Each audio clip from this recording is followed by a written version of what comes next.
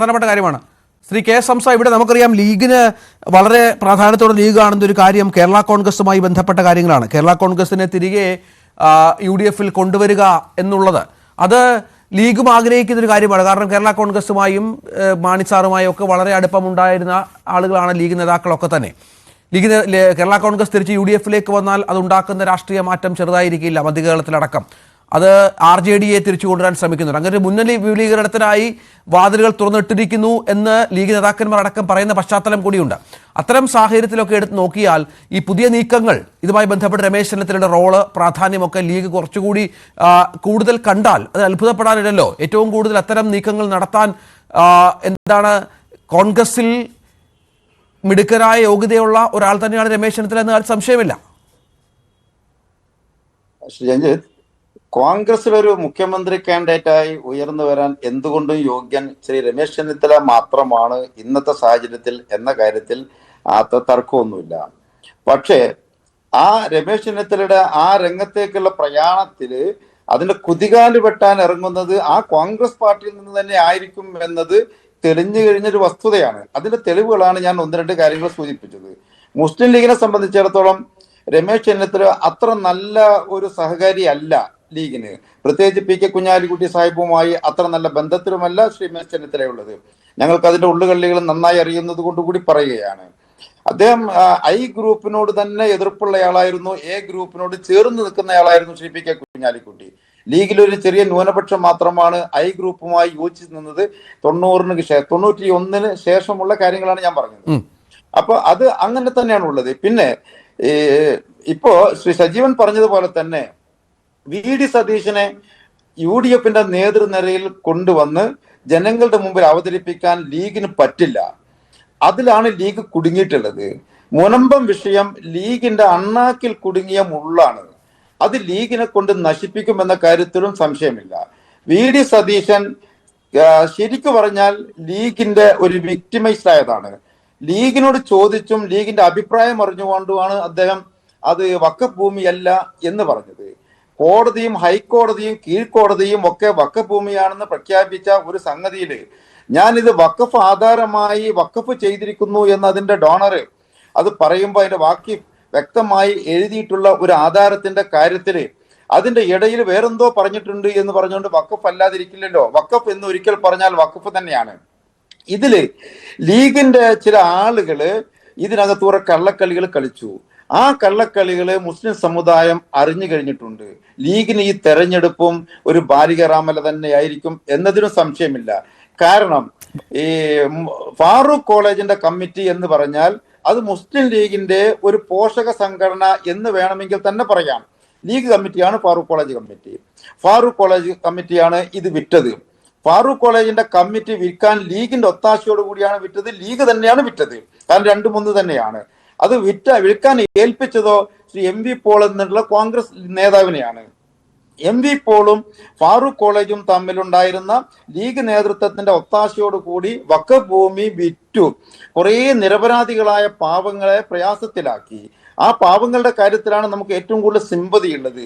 അവർ വഞ്ചിക്കപ്പെടുകയാണ് ചെയ്തത്.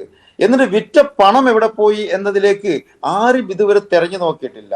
ശരിക്കും ഗവൺമെന്റ് പ്രഖ്യാപിക്കേണ്ടത് ഒരു ജുഡീഷ്യൽ കമ്മീഷനെയല്ല, ഈ കാര്യത്തിൽ വ്യക്തമായ നിലപാട് പറയാൻ മടി കാണിക്കുന്ന മുസ്ലിം ലീഗ് നേതാക്കളുടെ വായിലൊരു നാക്കുണ്ടോ എന്ന് പരിശോധിക്കാനുള്ള മെഡിക്കൽ കമ്മീഷനെയായിരുന്നു ഇപ്പൊ ഗവൺമെന്റ് പ്രഖ്യാപിക്കേണ്ടത്.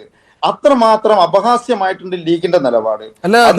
ലീഗിന്റെ ഷാജിയെ പോലുള്ള നേതാക്കൾ വലിയ ശക്തമായ ഭാഷയിൽ സതീഷിനെ പറയുന്നത് നമ്മൾ കണ്ടു. അവിടെയാണ് ഈ പറഞ്ഞ റിഫ്റ്റ് ഉണ്ടാകുന്നത്.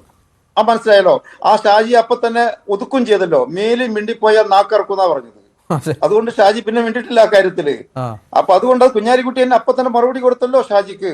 ആരും അതിന്റെ മീതയാവണ്ട, പാണക്കാട്ട് തങ്ങളുടെ മീതെ ആരും ആവണ്ട. കാരണം പാണക്കാട്ട് തങ്ങളുടെ ഒരു നിലപാടുണ്ട്.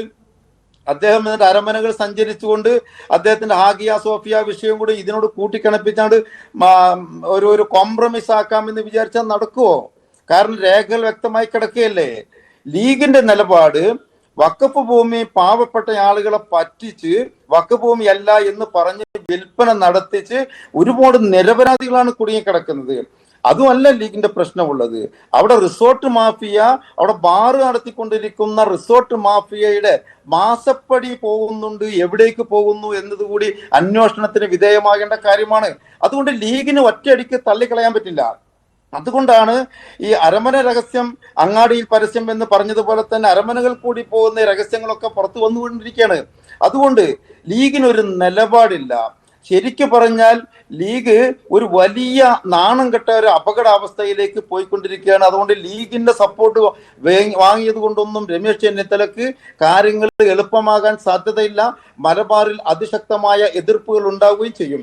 ഞാൻ മനസ്സിലാക്കുന്നത് നേരത്തെ സൂചിപ്പിച്ചതുപോലെ തന്നെ രമേശ് ചെന്നിത്തല ഉദ്ഘാടനം ചെയ്യുന്ന ഫോട്ടോ വെച്ചിട്ട് പോലും ചന്ദ്രികയുടെ ഫ്രണ്ട് പേജിൽ പകുതി പേജോളം വന്നിട്ട് 2 വരികളോട് അദ്ദേഹത്തിന് പ്രാധാന്യം കൊടുക്കാതെ പോയത് ഈ അപകടം മനസ്സിലാക്കിക്കൊണ്ടാണ്. ഇതിനുള്ളിൽ 2 ഭിന്നിപ്പ് നടക്കുകയാണ് ലീഗിന്റെ ഉള്ളിൽ. ആ ഭിന്നിപ്പ് ഇപ്പൊ അതിശക്തമായിട്ടുണ്ട്. ലീഗിന്റെ ഔദ്യോഗിക നിലപാട് പ്രഖ്യാപിക്കുന്ന ഔദ്യോഗിക നേതൃത്വം വെട്ടിലായി കഴിഞ്ഞിട്ടുണ്ട്. ആ 2ാം കിട വിഭാഗമുണ്ടല്ലോ, അവരാണ് ഇപ്പൊ കയറിക്കൊണ്ടിരിക്കുന്നത്.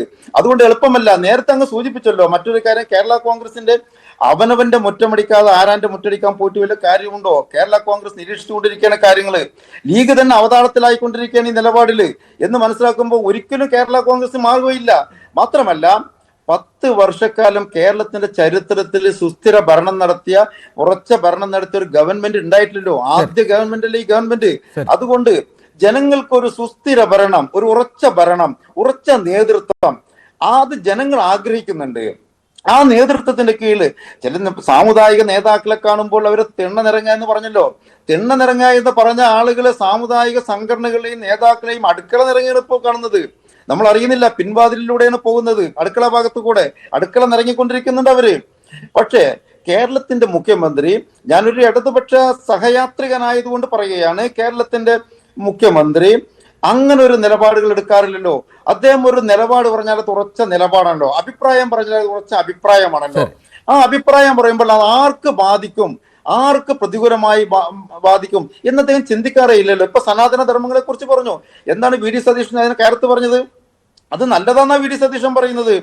പിന്നെ NSSന്റെ കാര്യം നമ്മൾ സൂചിച്ചല്ലോ. NSSന്റെ വിഷയം ഇപ്പൊ പൊന്തി വന്നുകൊണ്ടിരിക്കുകയാണ്. ശ്രീ മന്നത്ത് പത്മനാഭൻ തന്നെ അന്ന് പറഞ്ഞത്, ഞാൻ ചെറുപ്പമായിരുന്നുവെങ്കിൽ RSS ചേരുമായിരുന്നു എന്നാണ് പറഞ്ഞിട്ടുള്ളത്. അപ്പൊ ഈ സാമുദായിക കൂട്ടുകെട്ട് എവിടേക്കാണ് കൊണ്ടുപോകുന്നത്? അതുപോലെ തന്നെ മുസ്ലിം ലീഗിന്റെ സപ്പോർട്ടോടുകൂടി UDF ജമാഅത്തെ ഇസ്ലാമിയുടെ സ്വാധീനത്തിലാണ് ഒരു തെരഞ്ഞെടുപ്പ് നടത്താൻ പോകുന്നത്. ലീഗിന്റെ അജണ്ട നിശ്ചയിക്കുന്നത് പോലും ജമാഅത്തെ ഇസ്ലാമിയാണ്. ശരി, തിരിച്ചു വരാം. ശ്രീ സജീവൻ, ഇവിടെ നമുക്കറിയാം ഈ ഗ്രൂപ്പുകളില്ലാത്ത കോൺഗ്രസ് കഴിഞ്ഞ കുറെ നാളുകളായി ഗ്രൂപ്പുകൾ സജീവമല്ല, 1-2 നേതാക്കന്മാർ